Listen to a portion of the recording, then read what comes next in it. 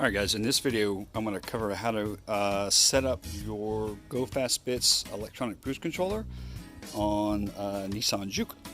That way you can control your boost settings and set them to where they're in sync with uprev. So the first thing you need is to reference your boost signal, which is going to be this off of this hard line right here, okay, right underneath the cold side piping into the throttle body. This is going to get you the vacuum signal that you want to see on the gauge. So that way it reads both vacuum and boost. And then your reference for boost can just be off of the charge pipe off of the turbo. This is a Garrett 660, so the piping is a little bit different, but your reference for the boost setting is the same on either it's the OEM piping or our hard pipe kit, or on this one it's always going to be that little port right there coming right off of the hot side of the turbo. Okay. Alright, so now we're in the car. I'm not going to cover how to set up the wiring for the GFB. It's extremely simple. What I recommend though is getting like an add-a-fuse and then just going off the add-a-fuse off the fuse box down by on the side right here. Very simple to get your power and your ground. I mean, it's really not much more than it needs than that.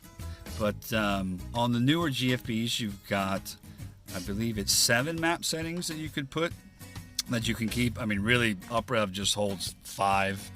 So, I don't know, I guess if you want to throw in 7, you can. But what I like to do is I like to have my GFB boost settings, I call them my maps. My boost maps match my uprev maps, right? So P1 on here is going to match map 1. You know what I'm saying?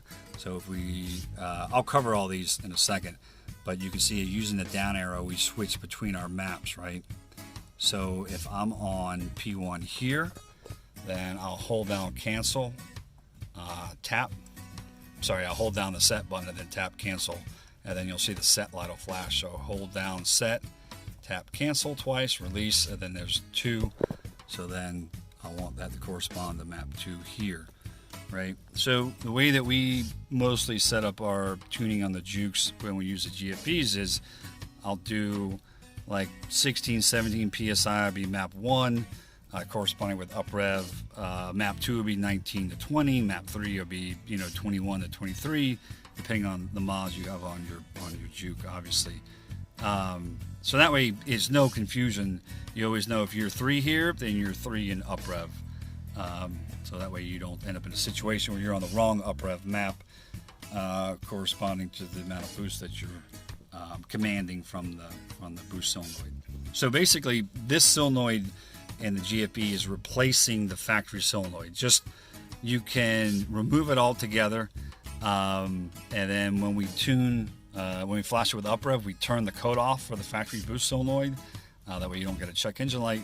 And then you're running either your stock turbo or your Mamba, or whichever turbo you have. Like we've got a Garrett 660 on this Juke, straight off of the solenoid from the GFB. So it's very consistent.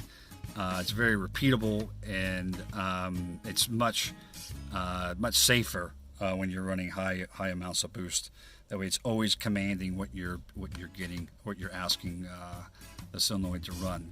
So each map has the same parameters in it. So basically, you just touch the menu button. The first one that shows up is duty, right? And duty cycle is how much boost you want the turbo to produce, right? So this one's set at 48, right? Always start out at 10 on your duty, no matter what turbo you have on the car. Start out at 10 and see what your reference is. I'll cover the overboost settings in a second, but this number 48 doesn't mean 48 psi. It's just the duty cycle that you're allowing the solenoid to run in correlates to how much boost the car is going to make. So start off at 10 in duty, okay, and then you'll be able to look and see how much boost it makes. Then your gain is how fast the turbo ramps up, right? So if it's kind of a big turbo like this one, we want it to kind of ramp up really quickly, so we put it at 70. a Mamba or a stock turbo, it's totally fine at like 20, right? So start it either between, I'd say 10 to 20 on the gain for those turbos, and you're right there in the ballpark, right? Next is your sensitivity. If you have kind of a real wavy boost curve, which on the Juke is really rare, you can raise your sensitivity, and that'll smooth out that waviness.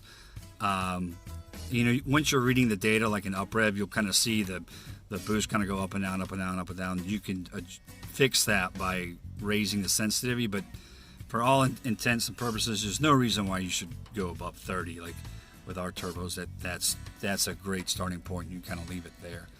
Next is your scramble boost. I never use this. It's just a few seconds of extra higher boost pressure. If you want to play with it, you can. I'm not going to cover it because I don't really use it. Next is your overboost. This is very important. So when you start, you kind of want to set this at like 18 or 19 psi when your duty cycle is at 10. Okay, that way anytime it hits that number 18 or 19, it's going to drop to like 11, right? That way you're keeping it safe to kind of start with. So if your goal for map 1 is 16 pounds, set your overboost at like 19, just have a 3 psi variance, and then work your duty cycle till you hit that target of 16 psi, okay? And that'll be your duty cycle for 16. So overboost, again, is an awesome feature to have. Next is your display. If you want it to, so we're here in Atlanta, the United States, so we like PSI, but of course if you're across the pond, then maybe you'll go with KPI. Let's see, your input, I just leave this as off. We don't have any other inputs coming into the box. Then your color. And then that's pretty much about it. I think I missed one just real quick. Gain, sensitivity, scramble, overboost. Oh, peak. If you want to see how much peak boost you made, it'll flash on the screen for a couple seconds. You can just turn that on. And then if you hold that, it flashes back to the ready screen. It's kind of what I call it. Once you start the car, this will show your vacuum. And then, of course, once you build boost pressure, then that'll swap over from vacuum to PSI. And then, like I said, you can just scroll down through your maps and set each map appropriately based on your uprep maps. So if we're helping you tune your Juke, then we'll start with map 1. We'll help you with your settings, your PSI settings, and then we'll tune that map 1 for you based on those PSI settings, and we'll kind of go from there. So I think that'll help you guys out in getting this set up for you. We have these boxes on the website. Of course, all the uprep stuff is on there too.